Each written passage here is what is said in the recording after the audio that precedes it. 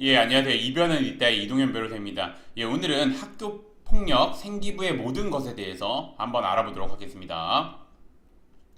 예, 제가 오늘의 주제를 선택하게 된 이유는 이 학교 폭력에 대해서 이제 생기부 기재 어떻게 되는지 뭐 이렇게 대해서 문의를 하시는 분들이 굉장히 많은데 이거에 대해서 간략하게나마 답변을 드리고자 오늘의 주제를 선택해 보았습니다.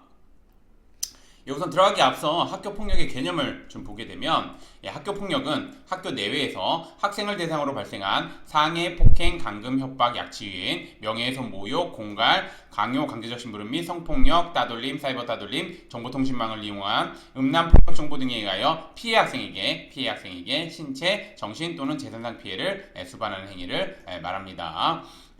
제가 누누이 말씀드리지만 학교폭력 개념, 형사 범죄보다 왜냐면 이제 학부모님들께서 이 형사 범죄 개념이랑 학교 폭력의 개념이랑 정확하게 구분을 못 하시는 경우가 있는데 학교 폭력의 개념이 좀 더 넓다는 거 그거 아셨으면 좋겠습니다.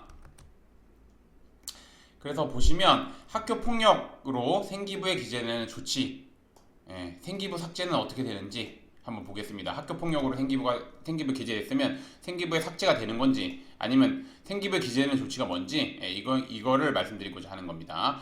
보시면 초중등 시행규칙, 초중등교육법 시행규칙에 보면 가해 학생이 학교폭력 예방법 17조 1항 1호 피해 학생에 대한 서면 사과, 2호 피해 학생 및 신고 고발 학생에 대한 접촉, 협박, 보복행위 금지, 3호 학교에서의 봉사 중 어느 하나의 조치를 받은 경우에 원칙적으로는 학교생활 기록부에 기재하지 않습니다. 않으나 다만 이런 경우에는 기재가 됩니다. 이 조치 사항을 이행하지 않거나 그 다음에 조치를 받은 후 동일 학교급에서 재학하는 동안 다른 학교폭력 사건으로 다시 학교폭력 예방법 제17조에 따라서 조치를 받게 된 경우에는 학교생활기록부에 기재대로 규정하고 있습니다. 제가 이거를 좀 더 구체적으로 설명을 드리면 조치사항 이행하지 않는 경우 1, 2, 3호 조치 받아도 1, 2, 3호 조치 받아도 이행하지 않으면은 그 기간 내 이행하지 않거나 이행하지 않으면은 기재된다는 거 잘 알아주셨으면 좋겠고 또 동일 학교급 재학하는 동안 초등학교는 초등학교, 중학교는 중학교, 고등학교는 고등학교 이렇게 다른 학교 폭력 사건으로 다시 학교 폭력 예방법에 따라 조치를 받게 된 경우 만약에 처음 학폭에선 1호를 받았고 두 번째 학폭에서 1호를 받으면 이 경우에는 둘 다 적히게 되는 겁니다. 이렇게 이해하시면 제일 편합니다. 즉 다시 학교 폭력에 휘말리게 된 경우에는 요거 두 개가 다 적히는 겁니다. 앞에 거, 뒤에 거, 앞에 학폭, 뒤에 학폭 다 적히는 겁니다. 그거 잘 알아주셨으면 좋겠고 계속해서 보겠습니다.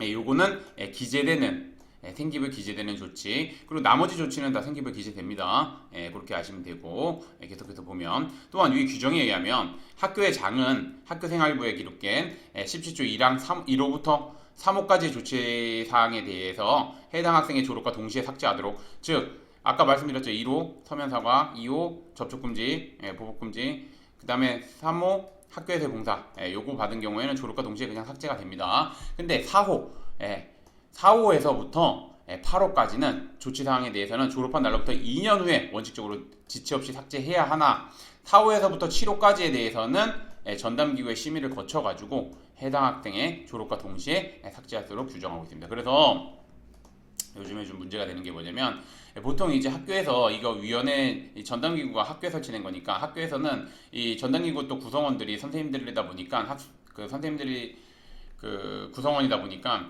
이 학생들의 미래를 막으면 안 된다고 생각해서 이제 보통은 4호에서 7호까지 받은 경우에 일반적으로 좀 졸업과 동시에 좀 많이 삭제해 주는 게 실무적인 입장입니다. 그래서 좀 그런 부분이 지금 요즘에 문제가 돼가지고 기간을 더 늘려야 된다. 삭제할 수 있는 조건을 더 강화해야 된다. 이런 얘기가 나오는 겁니다. 그렇게 하시면 좋겠고.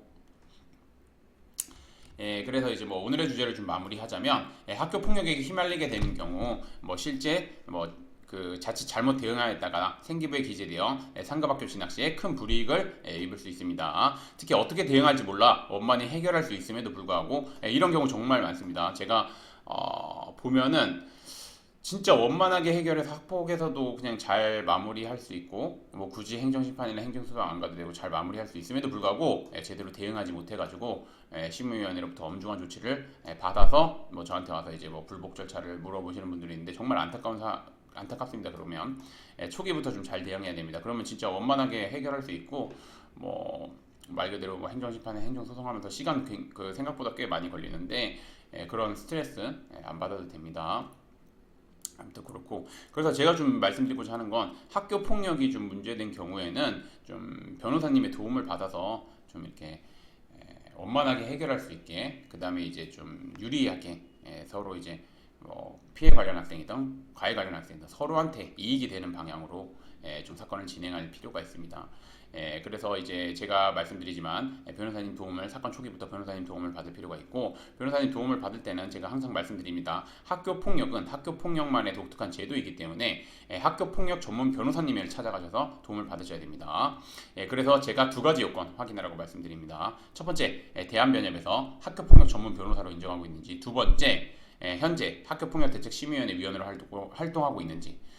제가 알기로는 대한변협에서 그 학교폭력 전문 변호사로 등록되어 있는 분들이 열 몇 명, 저를 포함해서 열 몇 분밖에 안 됩니다. 그렇기 때문에 그거 잘 확인하셔야 됩니다. 뭐 오늘의 주제는 여기까지 마치겠고, 저는 이변은 이따의 이동현 변호사였습니다. 감사합니다.